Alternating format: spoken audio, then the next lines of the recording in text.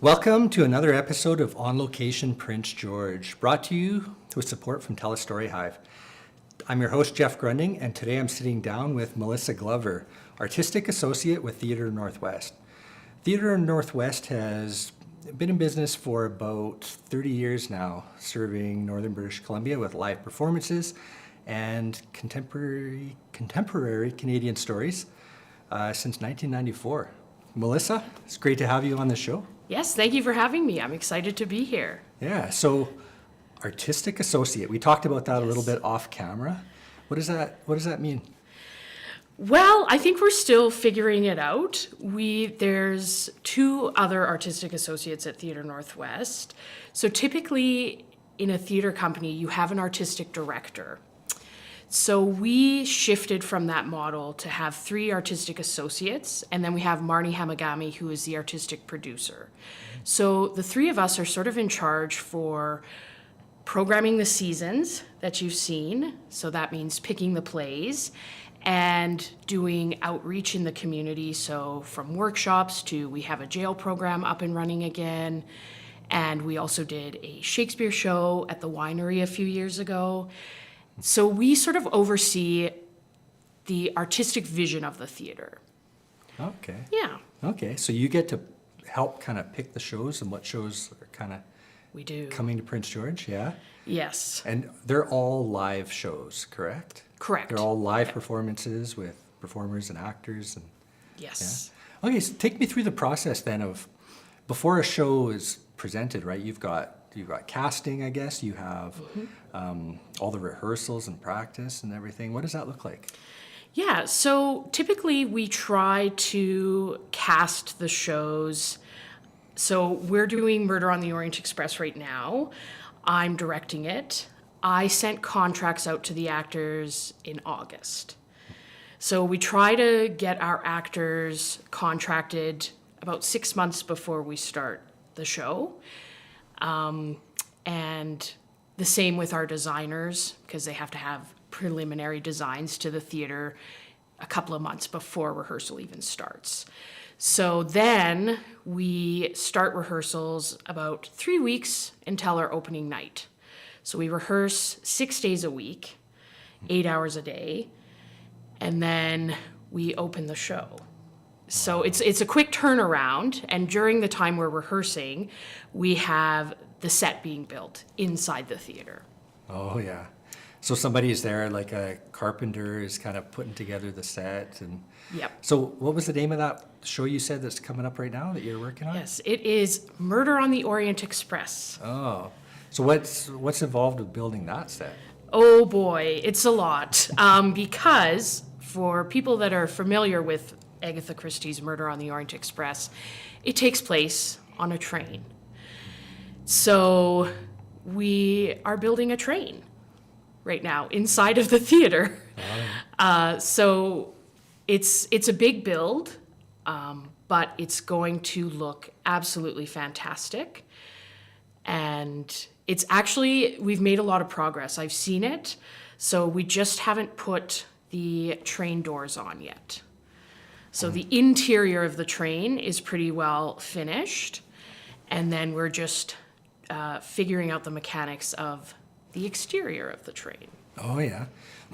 So you'll show the exterior of the train, Yes. right, to kind of introduce the train, and then you'll be inside the cars, which I'm guessing will just be like just one side, right, with the seats and everything, and it would look like there's no wall on this side. Yes, there's no, so the fun thing about theater is, and we've been discussing this in rehearsal, is the train compartments are actually quite small.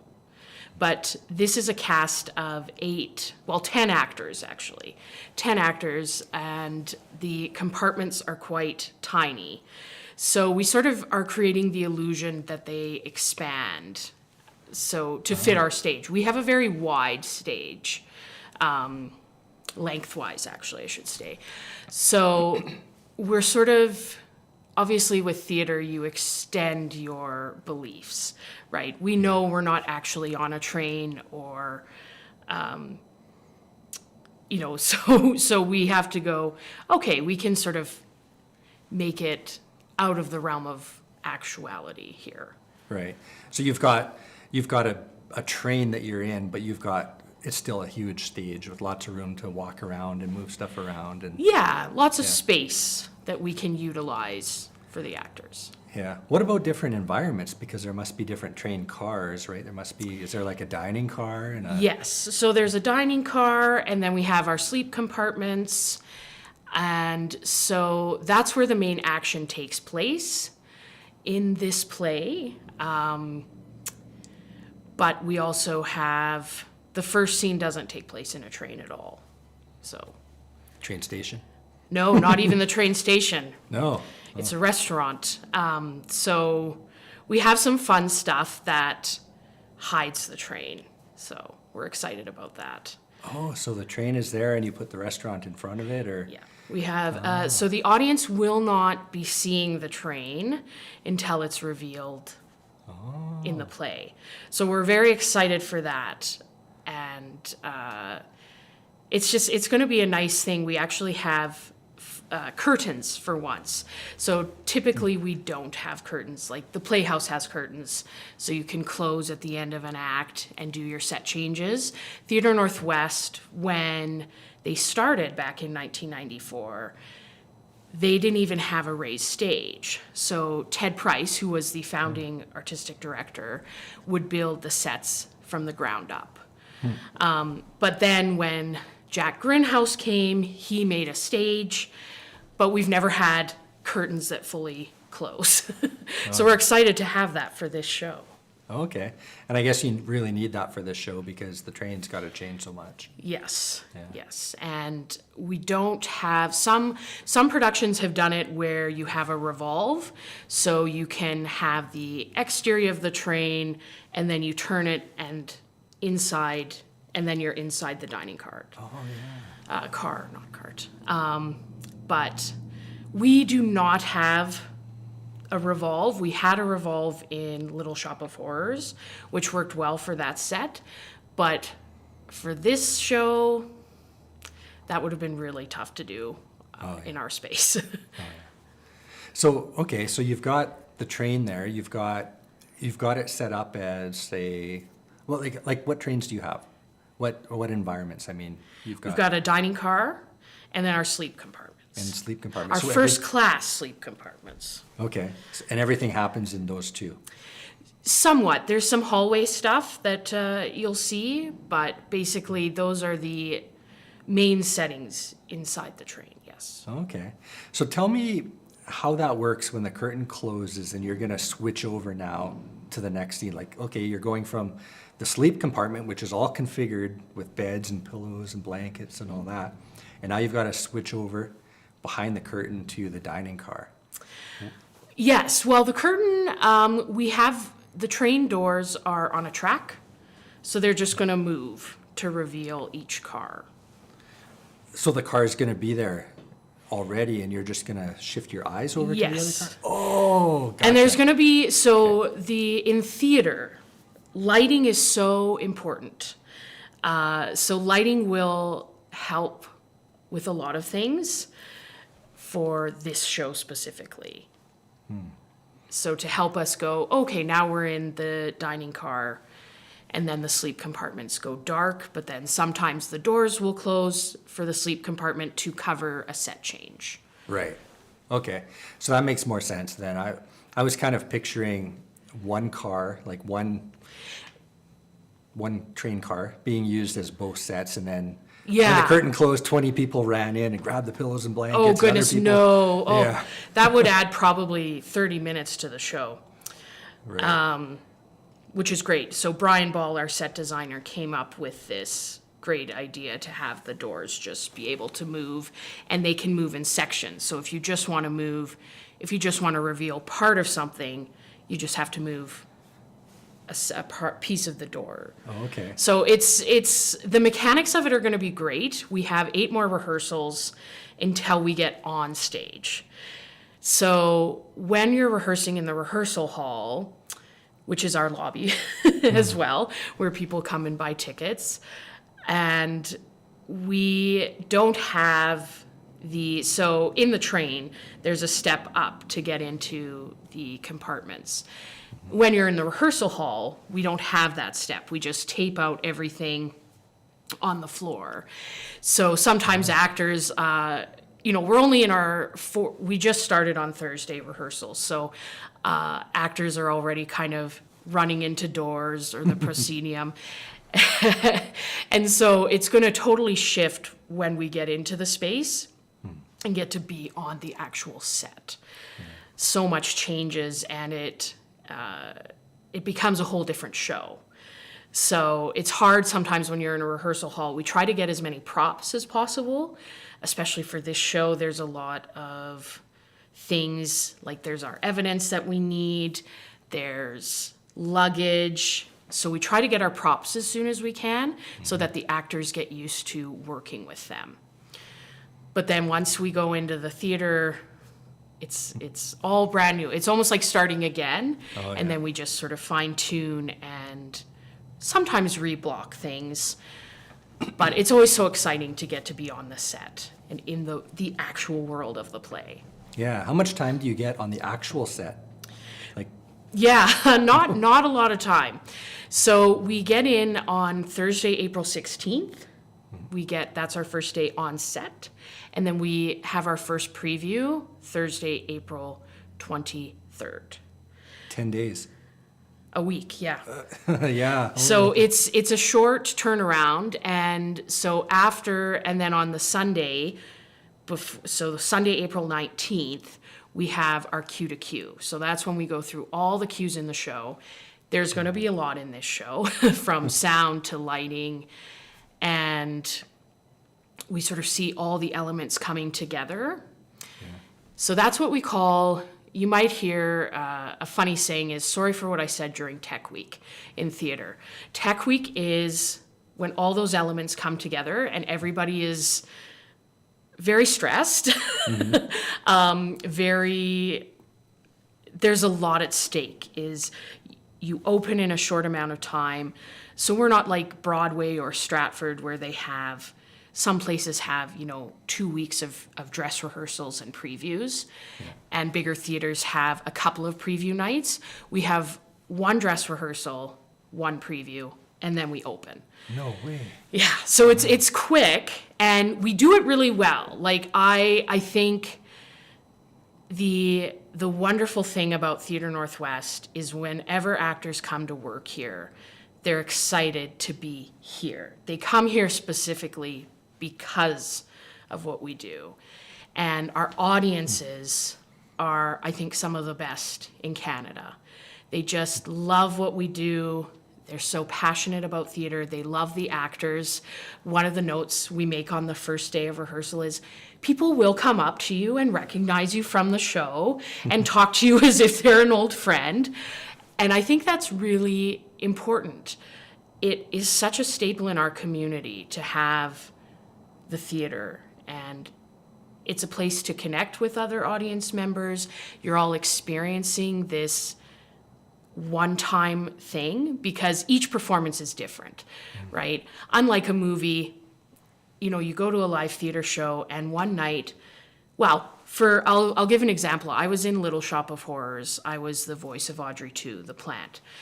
One night, the revolve broke. So we had a piece of the stage fall off during the show. And that didn't happen again, but that's the joy of live theater is, if somebody comes and sees a show 3 or 4 times, they'll go, oh, it was different each time. Because there's always a different energy, or something might happen, a cue might be called late, or lines get skipped, which is, inevitable because there's so much text. But that's the joy of the live theater. Yeah. It's just you witness something that you're not going to witness again. You can't really recreate that magic. And our audiences, I think, really love that. And just that we're now getting more local actors on stage. So Murder on the Orient Express, we have 5 non-local actors who are all amazingly wonderful. And most of the actors audiences have seen before. So I'm very excited, like they'll recognize them Yeah. because they love that. And then we have 5 local actors. So we have a cast of half and half, which is pretty exciting for us. I feel that is the most local actors we've had on stage in a while. So we're really excited about that too, because people can go, oh yeah, I know they teach my child dance, right? So it's that recognition and being like, wow, they are so talented, and I think it's really exciting. Yeah. Would those local actors mind you talking about them a little bit? I don't think so. I'd like to know who they are. Yes, so we have, well, the other 2 artistic associates are in the show. We often joke like it's really hard when we're all in the show because then our other sort of responsibilities kind of go by the wayside because we're in the show. So there's Anna Russell, who is a dance teacher at Enchaînement. She's married to Matt Russell, who is one of Judy Russell's sons. Yeah. I think I can say that. And then we have Bradley Charles, who is another artistic associate as well. Shelby Meany, who is also a dance teacher, and she was in Clue this season as Yvette. Yeah. So audiences will remember her. And then we have Sandra Claremont, who was last seen in Steel Magnolias last season. And then we have a dance studio owner, Dave Leach, who runs Excalibur with his wife, Bonnie. Oh, wow. And he was in The Mousetrap a few years ago. So he's kind of getting the Agatha Christie experience, getting to be in Mousetrap and now Murder on the Orient Express. Yeah. Well, that's neat. So all these people, they're still in the performance business. All of them. Hey? Yes. Well, and that's where we're very lucky that we have a professional theater here, is we have a lot of talent in Prince George. And it's hard for those of us, like myself and Anna, we both have families. And it's really hard to take a 6-week contract, say in Vancouver Island or Kamloops, and leave our families behind. So it's really nice that we have the theater here, that we can still do what we love and then go home and spend time with our families. Yeah, that's so true. Yeah. Because you're talking, 6 weeks would be a long time. Wow. Yeah, 6 weeks for actors. Well, this show is 7 because we're holding over an extra week. Yeah? Yeah. Yeah. How many performances will you have? Like, how many shows will you have in that? 32, I believe. 32 shows? Yeah. So they're pretty much back to back. Like, what's the schedule look like? The time? The schedule, so basically Mondays are dark. So that means there's no shows on Monday, and that's typical in Broadway. They take Mondays off. But we've added, so you have your evening performances Tuesday, Wednesday, Thursday, Friday. And then you have a 2-show day on Saturdays. You have a matinee and an evening. And then some Sundays, you have a matinee and an evening performance. Oh, yeah. Yeah. But because we also offer a student matinee, there are certain rules. You can only do 8 shows a week. So if you have a student matinee, you have to take away an evening show. So we take away the Sunday evening show and just have a matinee on Sundays. Okay. So there's 8 shows a week and 1 day off, basically. Okay. Wow. Wow. So that's going to run for a whole month, basically, for 4 weeks then. Pretty much, yes. We start on April 23rd and close May 20th. So, yeah. Wow. That's going to be so much fun. You're telling me the name of all these other shows, like there's Clue and Little Shop of Horrors. Like, I'm not a show person. Like, I don't go to shows. I don't even go to the theater, like the movie theater. Oh, that's right? fair. It needs an upgrade. We can't say that on TV. But yeah, hearing the type of shows you had, I had no idea you had shows like that here.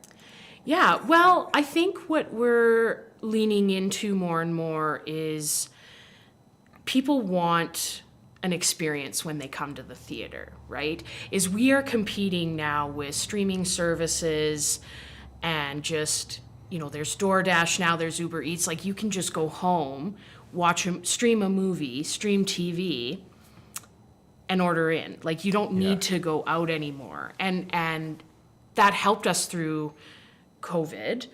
But now we're really wanting to create this experience of going to the theater and connecting with people.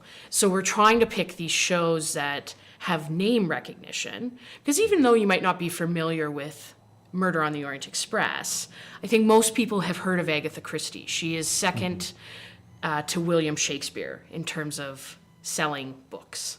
So, she's a well-known name, and the same with Clue or Little Shop of Horrors, even Steel Magnolias, people sort of recognized. So we're trying to do shows that have that name recognition and also touch on people's nostalgia.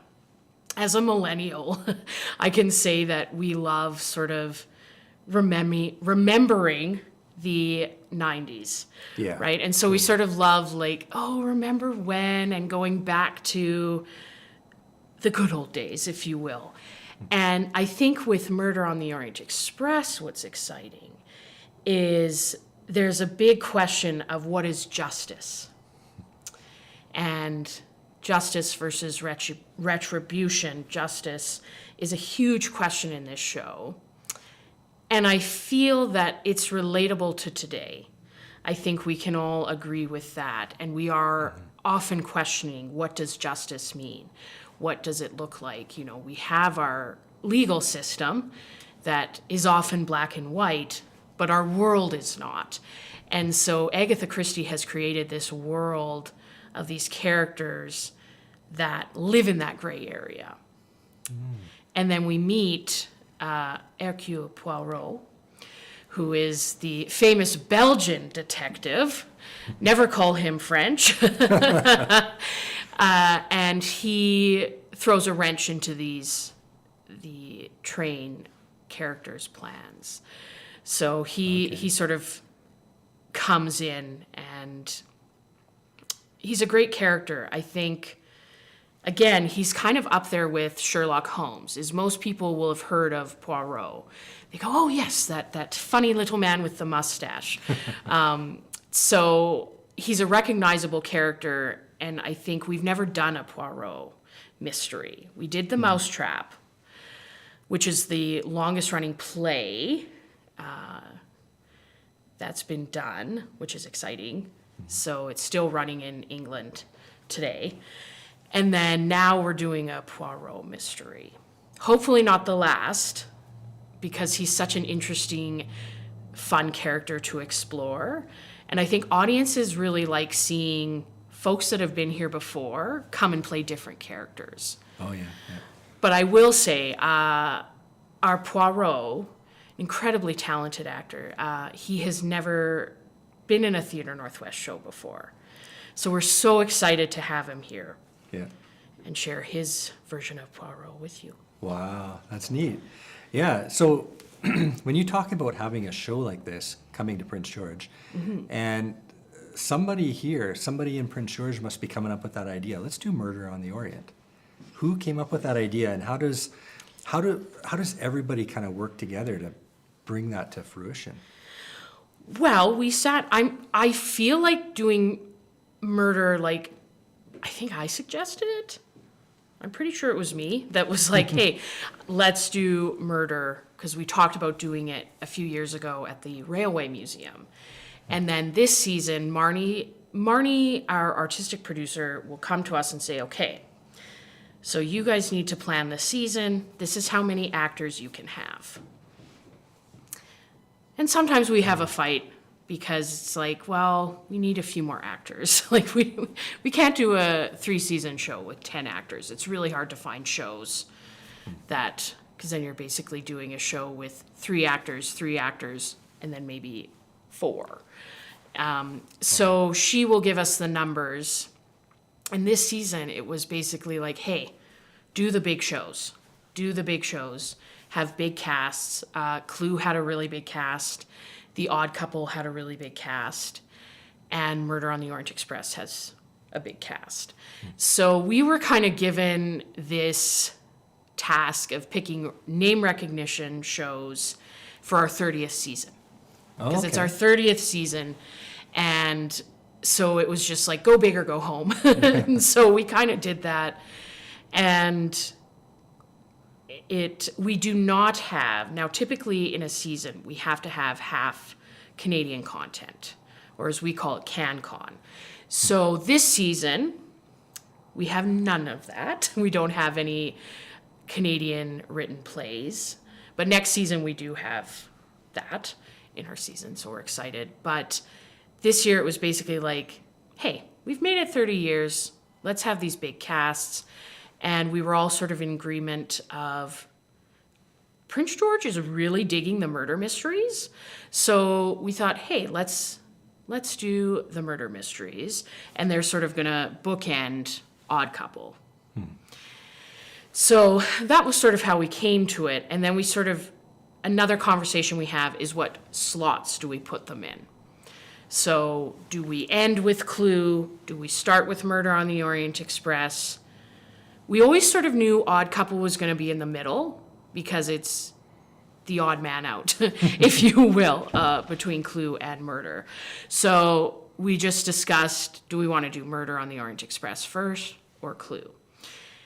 And we decided to do Murder at the end because that's when we announce our next season. So the subscriptions for next season go on sale, people get the chance to renew, and we just thought that had more name recognition and would get more people in so that hopefully we sell more tickets. You know, we as a live performance venue, we can't survive if we don't sell tickets.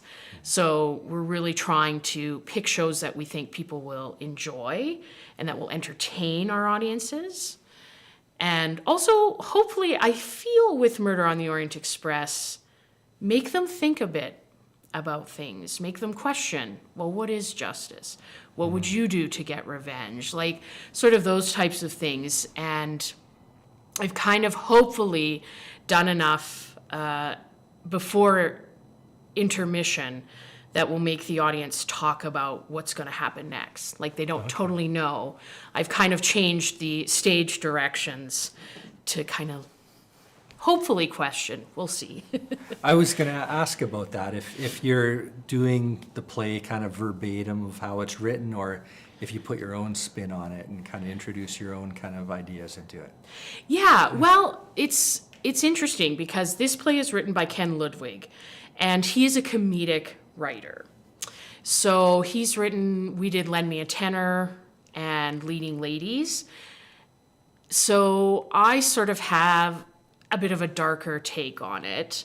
We don't change the lines because you technically, legally are not supposed to. You need written permission from the licensing company or sometimes the playwright themselves.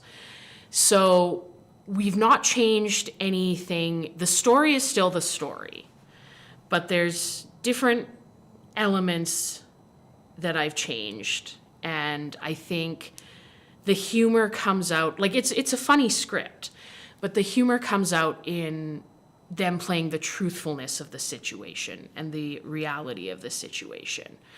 And we've already blocked the first act, and tomorrow we're gonna sort of go through that final scene, which I'm really excited about. And I'm already entertained. I am laughing in the rehearsal hall. Usually I don't laugh. So I think, yeah, I know I'm biased, but this show, the cast is magnificent. They've all just really jumped in, working well with each other. We're collaborating in the rehearsal hall. There's so much experience with everybody, and I can tell they enjoy the show we're doing. They're very invested in what we're doing. And so I think that's really important to have as a director, that we can get them to feel excited about the show they're doing and to get to play. So the humor comes out of the reality of their characters, right? Like sometimes we use humor as a way when we're uncomfortable or, we're in these close quarters and it comes out as funny, even though it's not funny to the character. So I think the audience is going to really see that. And I guess like during rehearsal like that, I guess it makes you feel a little bit more at ease that you cast the right person for the role. Yes, I think most directors will say directing is 90% casting. And I think that's mostly true, because, yeah, you sort of have to know who to cast. And that's probably always the most difficult thing, because again, I've watched probably at this point thousands of audition tapes, seen a lot of in-person auditions. And as somebody who was once on the other side of that table having to audition, and just that vulnerability of it, it's really hard to cast, because you know you're going to have to tell people, no, I'm sorry, like not this time, but then also be confident in the people you did choose. And in this cast, this is probably the most confident I feel in my casting choices that I've made in all of my other shows. Like, I feel everybody is perfectly cast. Awesome. Yeah. What do you do if you've got everyone cast, but you're halfway through, and you realize like this one person just isn't the right fit for this role? Well, you can't do a lot about it in terms of the professional theater, because we've contracted them. I think you try to get them to where you want them to go. So try to either adapt the character so it relates more closely to them without changing the text, or just working with them a bit of extra time, one-on-one, to get them to where you need them to go. But also just sometimes it's like, well, it's going to be what it's going to be. Like, Right. And so they've got to really be feeling that they're doing justice to the role as well. yes. Do you ever have people that feel like, oh, I can't connect with this character that I'm trying to play? And Yeah, I think there have been times where that's happened. And so that's why you use the rehearsal process to get them to, okay, well, if you can't connect, how would we relate this to your life? Is there something you can find from your experience or your past that can help you connect? Because now typically though, I think most actors, when they're auditioning for something, they know their own strengths, they know their own weaknesses. So they're not going to say, if I don't feel I can connect to the character of Poirot, why would I audition for Poirot, right? Like, that's kind of wasting my time, the actor's time, and then the director's time. right. But it is, I mean, there can be a disconnect with actors in the rehearsal hall with their text. And sometimes it's just they've got to get out of their head, right? I know as a director, and just who I am, I overanalyze things and I overthink. And sometimes I don't trust my instincts. And so sometimes you have to get out of your own way. That's the biggest thing is and this is just for humans as well, is like we're our own biggest enemy sometimes, is we're in our own way. And so if there's a disconnect with a character, sometimes the actor just has to just be like, nope, I've got to like throw these thoughts out of my head and just be in the moment, be present and not overthink. Yeah. Yeah. How often do you have new actors kind of coming onto the scene? We have it a bit. So it's not typical right now because we've had actors that have done a few shows at least in the professional industry. So I think though a lot of our local actors have referenced feeling imposter syndrome when they come in and you're with actors that do this every day. But I think it's important. What I've learned is I've worked with actors who have 30 plus years of experience. And I also work with youth who have no experience because I run my own theater school. So, and they all have, I think we all feel that way. We all sort of feel like imposters, and we all sort of worry that we're doing a bad job. And so with newer actors, it's really important to build up their confidence and say, you do belong here, right? Like the 30-year-old veteran was once a new actor. And hopefully they had people encourage them and give them, you know, positive reinforcement and all of these things, like you belong here, right? We need new actors. If we don't have new actors, then theater will go by the wayside. So, Yeah. and I say to my students, it's not my job to tell you if you can act. Like that's, my job is to hopefully, you know, give you the passion and the love and the joy of theater and feel like you belong somewhere. Yeah. You know? Yeah. That's what's really important, is creating a safe and welcoming community for new actors. Yeah. Well, that's what teaching's all about. I mean, I have people ask me, like, teach me how to use my camera. And I'm not teaching them to be a photographer. I'm teaching them how to kind of find what catches their eye. Yeah. Right? And shoot that. I'm not telling them, well, you need to crouch down, you need to add some foreground interest. I'm not teach them how to bring out what they've already got, right? Yeah, exactly. Yeah. So tell me a little bit more about this school. Yeah, I run Shooting Stars Theater. So I've been doing that since 2013. And we also run a Shakespeare performance intensive at Theatre Northwest as well. So, and I'm also doing a modern performance intensive this summer as well. So basically, we put on a show in 2 weeks, a Shakespeare show. And they get, you know, we have the elements of tech, we have costumes, and it's really exciting because they get that chance to see what would it be like to be a professional actor. Yeah. What are those, what are the working requirements?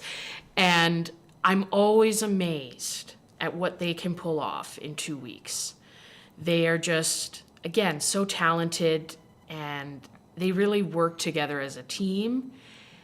And so I really think it's a great thing to have for Prince George, to have these acting camps.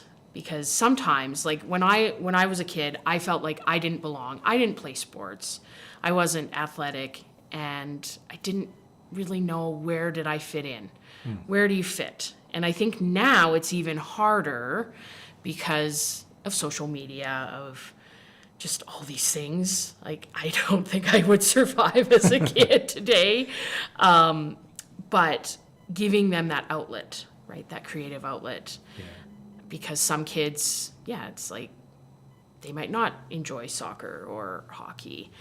And so I try to give them an outlet, and we also work on scenes throughout the year, and it's a lot of fun. I really enjoy teaching. I never thought I would, but I actually quite enjoy it. Like, Do people join that? Like can a person join it as an activity just to have fun and meet people? oh, totally. Yeah. So you don't have to like you can just go play tennis, right? And without having to think, oh, I'm going to go to Wimbledon one day, right? You Oh, can totally. Just, yeah. Yeah, I mean, the thing is what a lot of people don't perhaps understand about theater specifically is it's a transferable skill. So a lot of people who did theater in high school, that helps them with public speaking. That helps them with thinking fast on your feet. So if you think of like improv, right? Being able to find a solution to a problem faster. And I think a lot of lawyers have theater training. My sister is a lawyer, and she did a lot of theater in school. And my mother wanted to do theater, and she's very theatrical. She's also a lawyer. And so it helps in a lot of different aspects of your life.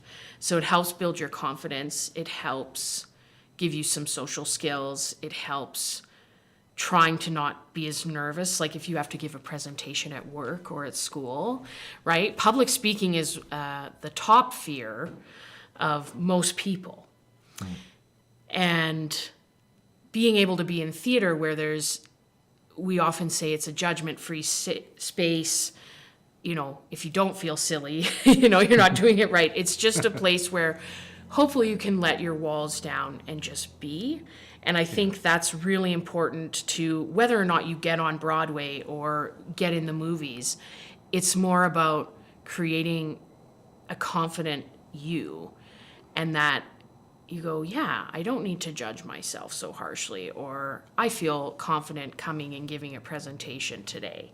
Yeah. That would actually be really good for young people nowadays, right? Like the people who spend so much time on their devices and aren't really getting out and connecting with people in real life, right? Yeah. Something like that with the social skills, with the speaking, that's something that like I have found in what I do so difficult is like being on this side of the camera. Like I was always behind the camera for years. I was the guy pushing the record button and pointing it.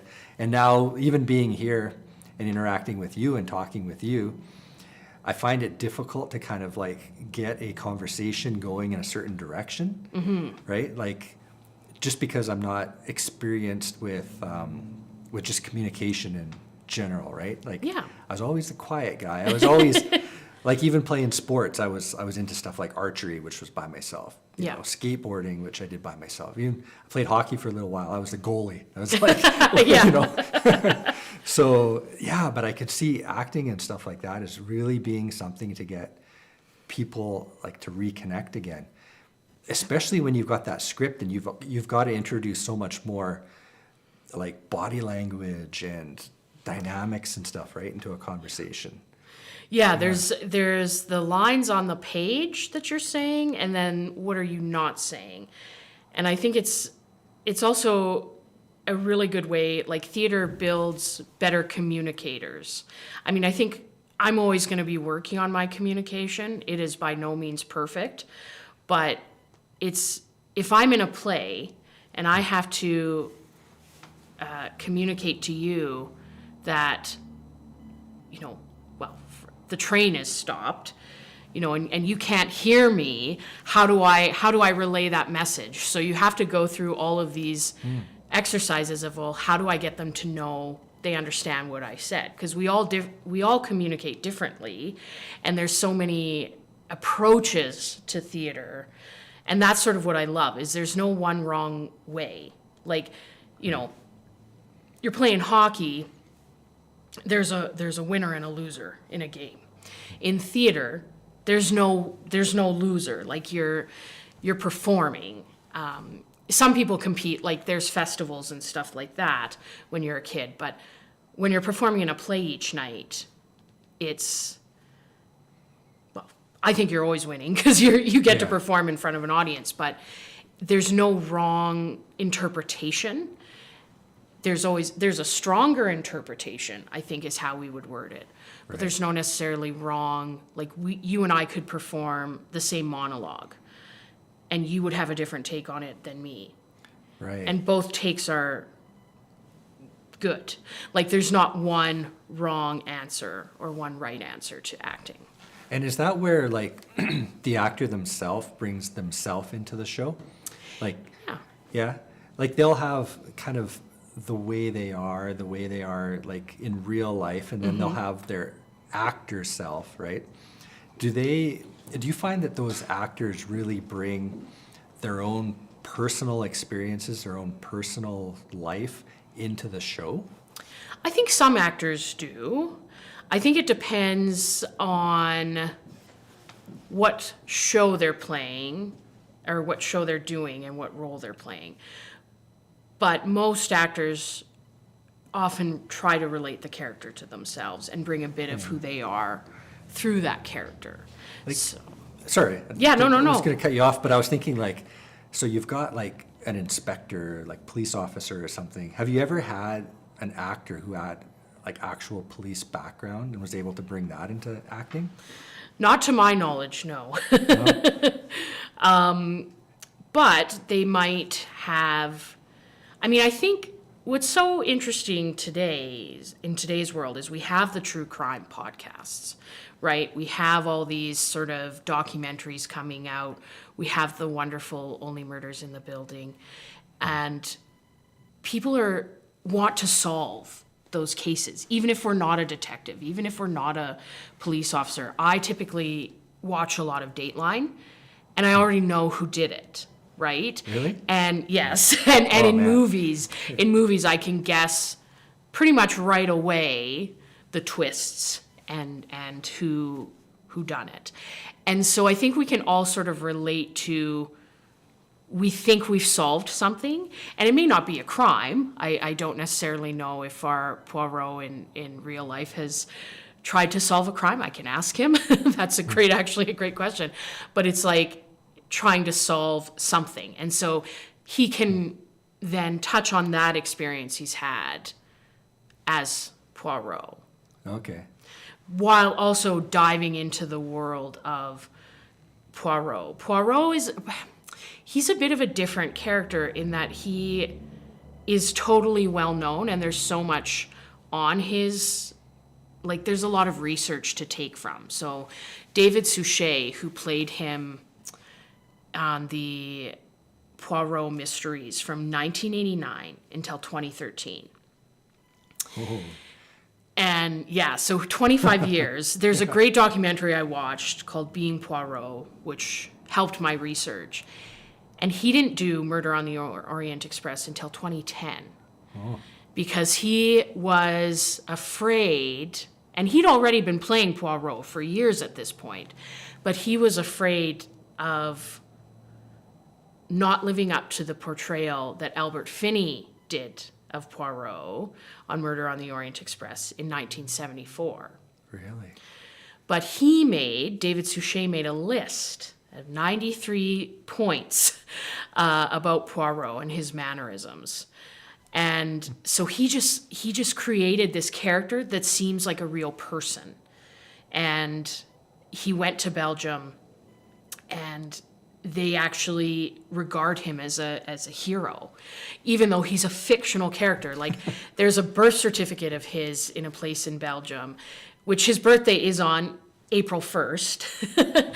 And we started rehearsals on April 2nd. So I shared that with the cast. I said, oh, funny trivia fact. But he's created this, Agatha Christie created this character that people love. Yeah. But he's also he's very methodical, very kind of, he's got some pompousness about him. He's not necessarily like this lovable character in a sense of, he has his own, weaknesses and his own social lack of social cues and things like that. But that's sort of what makes him lovable and real, right? Is I don't think people want to see a perfect character, because then where's the following along in the thriller? Like the thing with Murder on the Orient Express is Poirot feels at a certain point that he can't solve this crime. Mm-hmm. And that frustrates him. And I think the audience feels that frustration with him, right? Is you want to be on board with the main character. You want to be rooting for them. Yeah. And people root for Poirot. But they also need to have their kryptonite. Yes. Right? Yeah. Yeah, and they need to show that they don't always have all the answers. Yeah. Right? Because it takes him a while to solve this case. But Yeah. he does. And then the aftermath of it is what's more interesting, I think, in this play. Yeah, yeah. You ever have like an actor's ego? Oh, okay. I want to hear about this. I know actors there must be a lot of ego that comes into play with acting and. Yes. I think sometimes it's hard when you have actors who have more, like, who are older than you. I can speak from my experience in that on a certain show, I had somebody who I actually grew up watching on stage, and they sort of used that against me. And their ego was that, well, I'm more experienced, therefore I know more. And I'm like, and there's something to be said for that, is I think, you have to respect people's experience in the room, but you also have to respect the positions of everybody in the room. And so I think sometimes ego gets in the way of that and makes people hostile. I'll say that in a way of like, it creates a really unpleasant feeling in the room when there are hostile actors because they can't get past their own ego and their own hang-ups about things. Oh, yeah. And that affects the entire room then, right? It does. And I don't think you don't get the best work out of everyone then, right? So it's really hard when there's this sort of cloud of gray cloud hanging over you when you only have such a small amount of time to get through the material. Yeah. And, people, I had someone storm off stage once because I admit I've made mistakes. Like no show is ever going to be perfect. Directors have different visions. We all have different ideas about how things should be done. But sometimes, like, I make a mistake, I apologize, and then you have somebody running off the stage because they're mad at you because you messed up. But it's like, you can't talk to someone then. Like, there's no open dialogue or open communication, which makes it hard to move forward with people if you can't talk to them. Yeah, that's where you need to kind of help each other, right? Yeah. You need to kind of work with each other on stage. And Yeah. yeah. Have you ever, like, with you being director, like, this might not apply to you, but have you ever had to fire somebody, like fire an actor or replace them? Or have you ever seen it happen? No, we've been pretty lucky where we've contracted actors and they've had to back out, but not because of anything they did wrong. It's just life happens.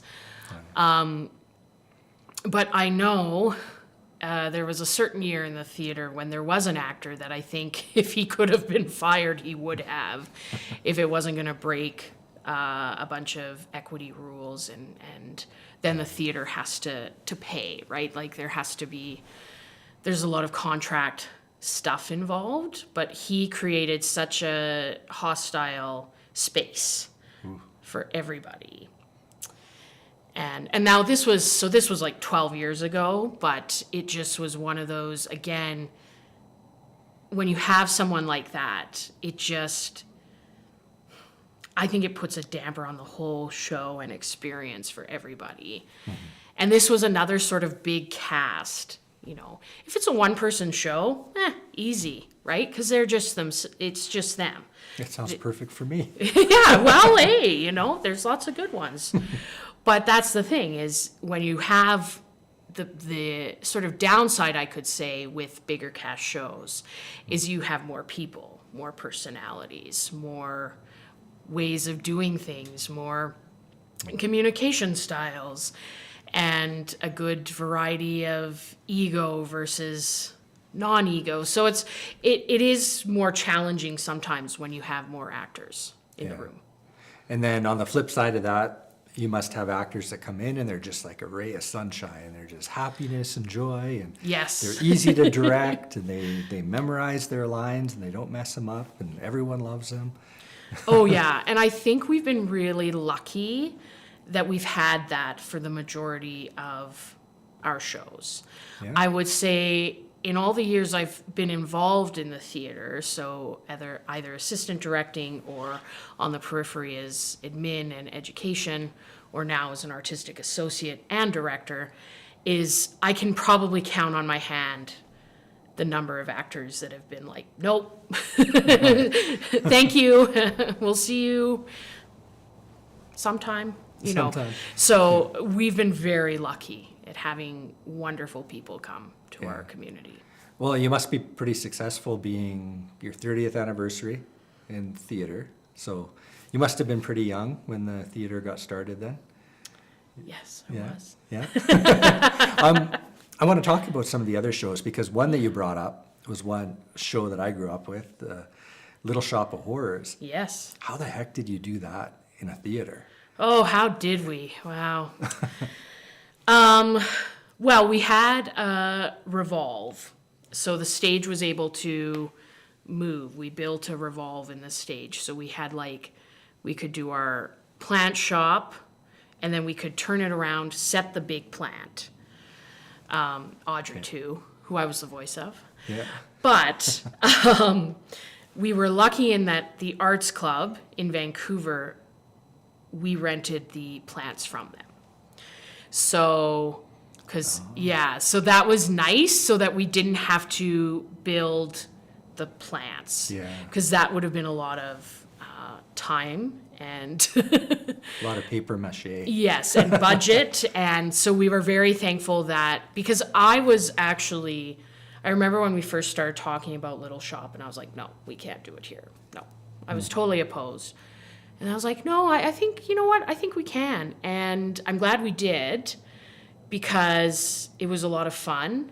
And again, great cast, great set. Actually, the set designer who did Little Shop is also the set designer for Murder on the Orient Express. Okay. But we built the revolve, which made it easier to load the plant on and off the set. And yeah, I think people loved it, so. Yeah. Is that literally like a revolving floor? Yes, What it sounds so it's like this sort of like turntable thing, so you can sort of have one thing on one side and then another thing on the other. Now this though was, some places have these like fancy revolves that are motorized and they're great. I had to push it, like it was. While voicing Audrey too. Yeah, thankfully it wasn't, but it was this sort of, it had brakes and there were things. So the maneuvering of that was fun. But it can be done, because there's another show I really want to do and it needs a revolve. And then I keep getting told, well, you can't do that show because our audience is, I'm like, no, we can do it. It's a movie too. It's Misery. I'll just say it. Yeah, there's a play. And so I'm like, okay, hopefully in a few years we can do it. And I would love to direct it. I love directing sort of the darker shows. Oh. I don't like comedies. I mean, I love comedies, but I don't like directing them. Okay. I mean, that's not totally true. I just prefer dark theater. Yeah. What else about Misery specifically makes you want to do it? Oh, just the characters, just that, she's so unhinged. And just that, again, it's playing with that confinement of space that, you have one bad thing happen to you, but then it's kind of like, oh, you get rescued, but then it's worse. There's sort of this psychology of that's really exciting to play and see, and just, I would love to do it here. Yeah. Do you have an actor in mind for those two? Somewhat. If somewhat, you were to do yeah. it, yeah. I mean, I think what's really great is, for Murder on the Orient Express, I've worked with all of the actors that are in the show, except for Poirot. So I sort of know I have a pre-existing relationship with them, which is nice because it's such a big show that it's good to know people. But I think I'm always looking like we just had general auditions and, making notes of people that have submitted and be like, oh, they're not great for anything coming up this season, but I'm going to keep them in mind for, a show next year. Like we get all these wonderful musical theater people and it's like, well, this season we didn't do a musical, which some people are annoyed about and some people are like, I love the mysteries. So it's finding that balance. But yeah, it's keeping people in mind for years down the road. Okay. What shows do you have coming up? You've got Murder on the Orient, Yes. which is going to start this month. Yes. And then what's after that? I cannot say. No? No. You'll have to come to Murder on the Orient Express to find out or watch our social media. But I believe we also have a pretty good season coming up next year.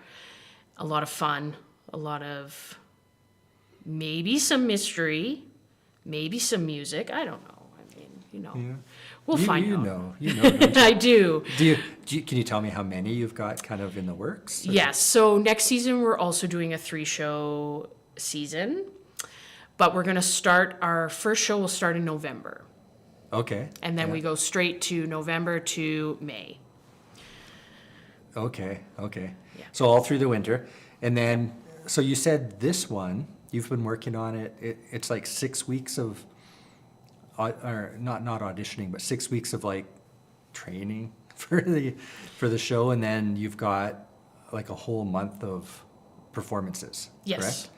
Yeah. So as soon as this one ends, are you going to go right into the next one, or are you going to be waiting until November to kind of? Yeah. Well, I'm taking a break once it ends. I'm sure some of the actors, I'm actually going to Calgary the week after it. Oh no, the week it closes. I'm going to Calgary on the 20th. We close on the 20th. I go to Calgary on the 21st. I'm going to catch a show at Vertigo Theatre, which is their mystery theater in Calgary, that our old artistic director is directing, Jack Grinhouse. And then basically what we do in the summer is get the contracts in place. So we will get our directors contracted, start audition calls for the specific shows. John Riley, who's our production manager, will handle the contracts of all the designers.